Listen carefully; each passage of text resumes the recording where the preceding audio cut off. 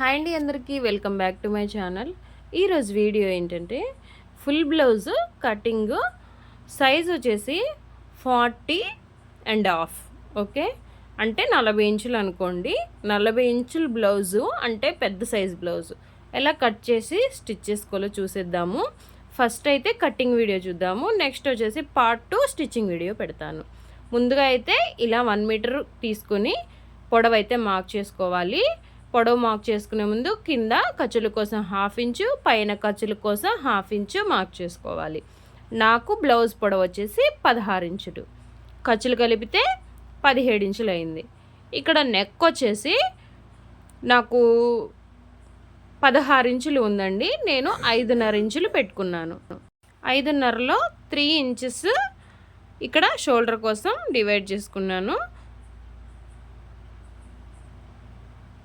కిందికి arm whole వచ్చేసి అంటే చంక డౌన్ వచ్చేసి 5.5కి 1 ఇంచు కలుపుకోవాలి. అంటే 6.5 ఇక్కడ మార్క్ చేసుకుని ఇట్లా అడ్డుగా గీత గీసుకోవాలి.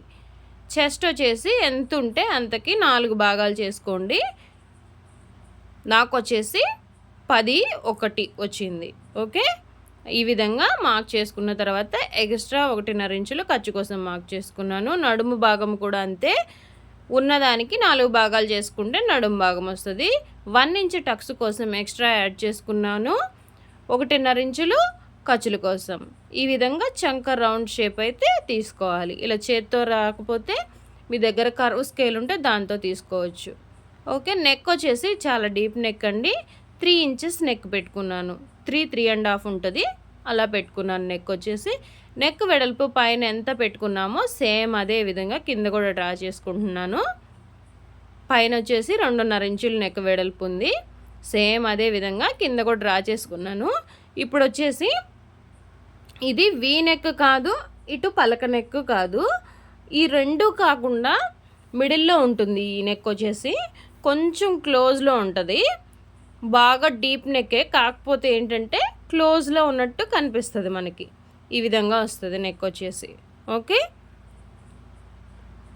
ఈ విధంగా డ్రా చేసుకున్న తర్వాత సేమ్ యాజ్ టీజ్ ఎలాగ డ్రా చేసామో అలాగే కట్ చేసుకుందాము.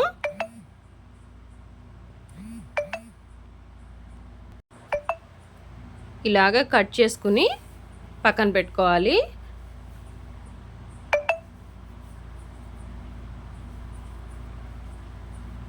ఇప్పుడు వచ్చేసి ఇక్కడ కొంచెం ఖర్చు దగ్గర చిన్న కట్ పెట్టుకుంటే ఏంటంటే మనకి గుర్తు కోసం కుట్టేటప్పుడు చాలా ఈజీగా ఉంటుంది. ఇలా మడత పెట్టేసుకుని హాఫ్కి ఇక్కడ డ్రా చేసుకుంటే టక్స్ భాగం అది అని చెప్పి మనకి గుర్తుండిపోతుంది. ఒక 10 దాకా కొలుచుకునే ఇబ్బంది ఉండదు. ఓకే, ఈ విధంగా 2 మార్జిన్స్ ఇట్లా వేసుకుంటే ఏంటంటే కన్ఫ్యూజన్ లేకుండా ఉంటుంది. ఇప్పుడు వచ్చేసి నెక్ అయితే కట్ చేసుకోవాలండి. మనం ఎలా డ్రా చేసుకున్నామో సేమ్ అదే విధంగా నెక్ కట్ చేసుకుని పెట్టుకుంటాం. ఇలాగే సేమ్ రౌండ్ అయినా లేదా మోడర్న్ నెక్ అయినా సేమ్ ఇదే విధంగా కట్ చేసుకోవాలి.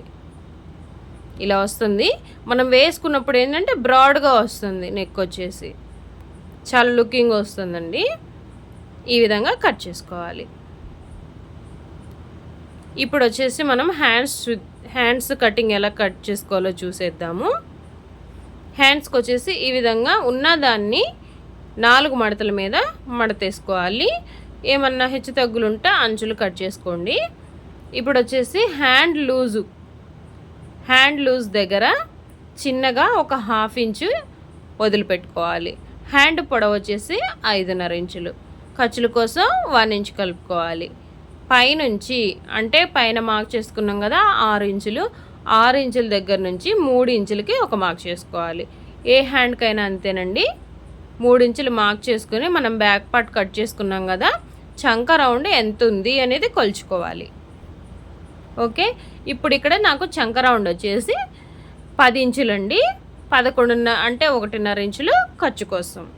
ఓకే, ఈ విధంగా పెట్టుకోవాలి. కాబట్టి నాకు చాలా అతుకులు పడతాయి కాబట్టి 2 హ్యాండ్స్కి అతుకులు పడతాయి కాబట్టి నేను ఒక సైడ్ అయితే అతుకు వేయటానికి ఈ విధంగా కొంచెం క్లాత్ని పక్కకు మడిచాను. చూసారా, మీరు గమనించారా వీడియోలో? 10 ఇంచుల వరకు మన హ్యాండ్ లూజు అంటే చంక లూజు. 1.5 ఇంచులు ఎక్స్ట్రా ఖర్చు కోసం. ఓకే, ఈ విధంగా మార్క్ చేసుకుని హ్యాండ్ లూజ్ కూడా మార్క్ చేసుకుని ఎక్స్ట్రా ఖర్చు కూడా వదిలిపెట్టుకొని ఇలా కర్వ్ షేప్ అయితే తీసుకోవాలి. ఈ హ్యాండ్ కర్వ్ షేప్ అనేది మంచిగా ప్రాక్టీస్ చేయండి, వస్తుంది. ఓకే, ఈ విధంగా హ్యాండ్ అయితే కట్ చేసుకున్నాము. ఇక్కడ చిన్న కట్ పెట్టుకుంటే అది ఖర్చు అని మనకు గుర్తుండిపోతుంది. ఇక్కడ షోల్డర్ దగ్గర కూడా ఒక చిన్న కట్ పెట్టుకోవాలి. ఇక్కడ వచ్చేసి మనకి అతుకు పడుతుందండి ఒక హ్యాండ్కే, అంటే 2 హ్యాండ్లకి అతుకు పడతాయి.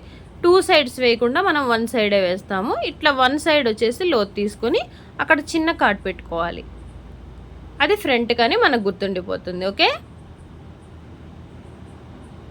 ఈ విధంగా హ్యాండ్స్ అయితే కట్ చేసుకున్నాం కదా. ఫ్రంట్ పార్ట్ ఎలా కట్ చేసుకోవాలో చూసేద్దాము. మిగిలిన క్లాత్ ఇలా పరుచుకోవాలి. ముందుగా బ్యాక్ పార్ట్ కట్ చేసుకున్నాం కదా మనము, ఆ బ్యాక్ పార్ట్ తీసుకొచ్చేసి ఈ విధంగా దీనిపైన పెట్టేయాలి. దీనిపైన పెట్టేసుకుని చక్కగా అడ్జస్ట్ చేసుకోవాలి. మనకి ఎటైతే సమానంగా, అంటే అంత ఎక్కడ కొనపోకుండా చూడండి. ఫ్రంట్ నెక్ ఇక్కడ దాకా వస్తుంది. నేను వేలు పెట్టాను కదా, అక్కడ దాకా వస్తుంది మనకి ఫ్రంట్ నెక్ వచ్చేసి. కాబట్టి అక్కడ వరకు మనకి క్లాత్ ఉందా లేదా అని చూసుకోవాలి ఫ్రంట్ నెక్కి. ఓకే, ఈ విధంగా పెట్టేసుకుని సేమ్ ఎలా ఉందో బ్యాక్ అలాగే డ్రా చేసుకోవాలి. నెక్ అక్కర్లేదండి, ఓన్లీ చంక, నడుము, సైడ్ జాయింట్స్ దగ్గర ఇట్లా మార్క్ చేసేసుకోవాలి. సేమ్ ఎలా ఉందో అలాగా గీసేసుకోండి. ఈ విధంగా మార్క్ చేసుకుని బ్యాక్ పార్ట్ తీసేయచ్చు. తీసేసుకున్న తర్వాత ఇక్కడ ఖర్చు కోసం మార్జిన్ వేసుకున్నాం కదా, అదే సేమ్ మార్జిన్ ఇక్కడ కూడా డ్రా చేసుకుంటున్నాము. ఇప్పుడు వచ్చేసి మనము నెక్ చూద్దాం. ఫ్రంట్ నెక్ వచ్చేసి నాకు 7 ఇంచులు ఫ్రంట్ నెక్.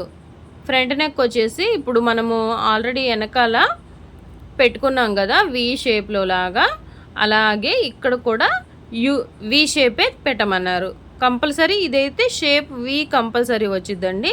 అదైతే కొంచెం పలక నెక్ లాగా వచ్చింది కదా, అలా కాకుండా వి షేప్ అయితే డ్రా చేద్దాం నెక్కు వచ్చేసి ఫ్రంట్. ఇక్కడ చూసారుగా, మనం రౌండ్ తీసుకునేటప్పుడు ఇట్లా ఒక 1/2 ఇంచు పక్కకి జరిపి తీసుకుంటాము రౌండ్కి. అయితే ఇక్కడ వి నెక్కి అలా అవసరం లేదండి, నార్మల్గా వి అయితే కట్ చేసుకోవచ్చు. ఓకే, నార్మల్గా వి ఎలా కట్ చేయాలో చూపిస్తాను. ముందైతే డ్రా చేసుకుందాం ఇలా వి షేప్ అయితే. ఈ విధంగా వి షేప్ అయితే డ్రా చేసుకోవాలి. మీకు ఇలా వి షేప్ అనేది మంచిగా రావట్లేదంటే కర్వ్ స్కేల్ పెట్టి కట్ చేసుకోవచ్చు, అంటే మార్జిన్ చేసుకొని కట్ చేసుకోవచ్చు. ఇలా నెక్ అయితే కట్ చేసుకుందాం ముందు. ఇప్పుడు షోల్డర్. ఇప్పుడు ఇక్కడ చంక దగ్గర వచ్చేసి మనము లోతు తీసుకోవాలి కదా. మీకు ఎక్స్పీరియన్స్ కనుక ఉంటే లోతు పర్ఫెక్ట్గా తీసేయచ్చు, అంటే డ్రా చేసుకోకుండా. ఒకవేళ కొత్త అనుకుంటే ఖచ్చితంగా ఇట్లా 1/2 ఇంచ్ అనేది డ్రా చేసుకుని కట్ చేసుకోండి. ఈ విధంగా ఫ్రంట్లో ఉక్సు భాగం వైపు, కాజా భాగం వైపు కూడా ఈ విధంగా కట్ చేసుకొని ఉంచుకోవాలి. ఇప్పుడు వచ్చేసి టక్స్ పాయింట్ ఎలా వేయాలి అనేది చూసేద్దాము. ఇక్కడ కింద గీత నుంచి పైకి 2 ఇంచులు మార్క్ చేసుకోండి. కింద మార్జిన్ ఉంది కదా, మార్జిన్ దగ్గర నుంచి పైకి 2 ఇంచులు.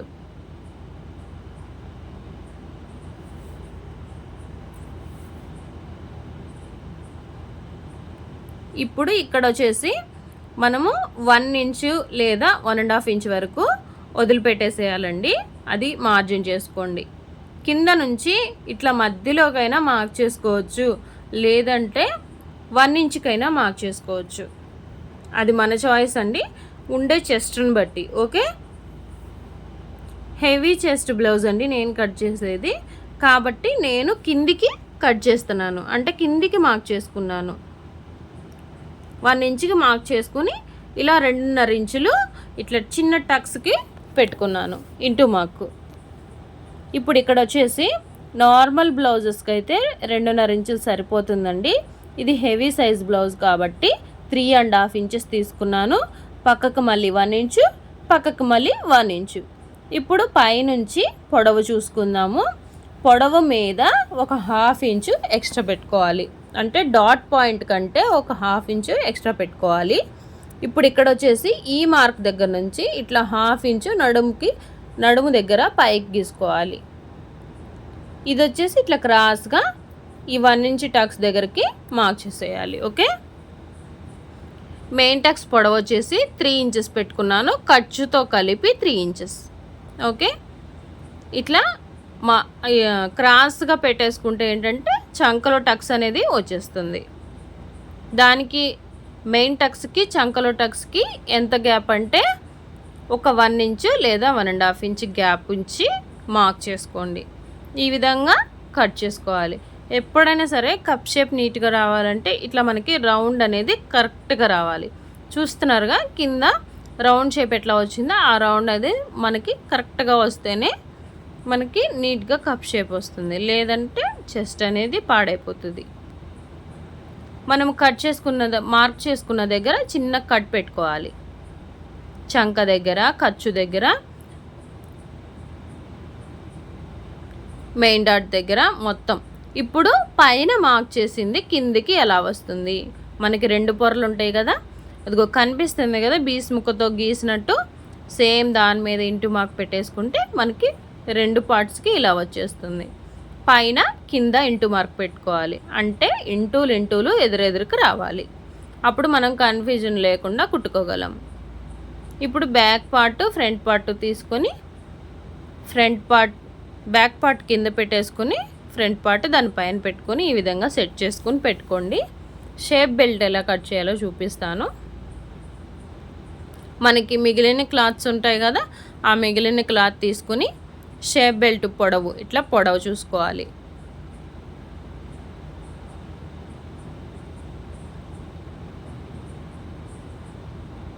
పొడవు చూసుకుని నాకు 11.5 ఇంచులు వచ్చింది, 11.5 ఇంచులు పెట్టుకున్నాను. ఇక్కడ ఉక్స్ పట్టి దగ్గర 3 ఇంచులు వచ్చింది, ఇక్కడ వచ్చేసి 3.5 వచ్చింది. జస్ట్ ఒక 1/2 ఇంచు తేడాతో కట్ చేయాలి. ఇప్పుడు మనం 3.5 అనేది నడుము దగ్గర వచ్చింది. ఇప్పుడు ఇక్కడ వచ్చేసి ఉక్స్ పట్టి వైపు నుంచి మనము 4 ఇంచులు మార్క్ చేసుకోవాలి. ఏ బ్లౌజ్కైనా అంతేనండి. మధ్యలో వచ్చేసి 2.5 ఇంచులు పెట్టుకోవాలి. ఇట్లా క్రాస్గా డ్రా చేసుకోవాలి. ఎక్స్ట్రా కట్ చేయమని ఉంటే కట్ చేసేసుకొని మనం డ్రా చేసుకున్న ప్రకారమే కట్ చేసుకోవాలి. ఈ షేప్ బెల్ట్ కరెక్ట్గా ఇట్లా వంకరగా అనేది కొన్నిసార్లు మీరు ప్రాక్టీస్ చేస్తేనే వస్తుందండి. ఒకేసారి రావాలంటే రాదు. మనం ఏ విధంగా అయితే బ్లౌజ్ కట్ చేసామో ఆ విధంగానే షేప్ బెల్ట్ కూడా రావాలి నీట్గా. ఫ్రంట్ వైపు మనం చిన్న కట్ పెట్టుకుంటే ఇది ఫ్రంట్ అనేది మనకు గుర్తుంటుంది. ఓకే, ఇలా 2 పీసులు వస్తాయి. ఎక్స్ట్రా అనేది వేరే పీస్ అటాచ్ చేసుకోవచ్చు. హ్యాండ్స్ కూడా కట్ చేసుకున్నాం కదా, దీనికి మన దగ్గర మిగిలిన క్లాత్ని ఎలా జాయింట్ చేసుకోవాలనేది నేను స్టిచ్చింగ్ వీడియోలో చెప్తాను. మిగిలిన క్లాత్కి ఈ హ్యాండ్కి సరిపోయేంత ఉంటే పెట్టేసుకోవచ్చండి. లేదంటే సేమ్ క్లాత్ మన దగ్గర ఎక్స్ట్రా క్లాత్లు మిగిలిపోతూ ఉంటాయి కదా, ఆ క్లాత్ అయినా వేసేయచ్చు. ఈ విధంగా నాకు మిగిలిన క్లాతే అడ్జస్ట్ చేస్తున్నాను. ఈ విధంగా బ్లౌజ్ కటింగ్ అయితే కంప్లీట్ అయితే అయిపోయిందండి. వీడియో నచ్చితే ప్లీజ్ ఒక లైక్ చేయండి, షేర్ చేయండి, సబ్స్క్రైబ్ చేసుకోండి ఛానల్ని. కొత్తగా ఎవరైనా చూస్తుంటే ప్లీజ్ సబ్స్క్రైబ్ అండి. ఇలా పీసెస్ అయితే కట్ చేసుకున్నాం కదా మనము, ఈ పీసెస్ అయితే పోనివ్వద్దండి. ఎక్స్ట్రా పీసులన్నీ మిగిల్చినవి ఉంచండి. స్టిచ్చింగ్ అప్పుడు మనకి చాలా యూజ్ అవుతాయి. మెయిన్ ఫ్యాబ్రిక్ మీద ఇలా లైనింగ్ పెట్టేసుకుని మెయిన్ ఫ్యాబ్రిక్ అంతా కట్ చేసుకోండి. నేనైతే గ్లూతో స్టిక్ చేసుకున్నాను, మీరు మిషన్ మీదైనా స్టిచ్ చేసుకోవచ్చు.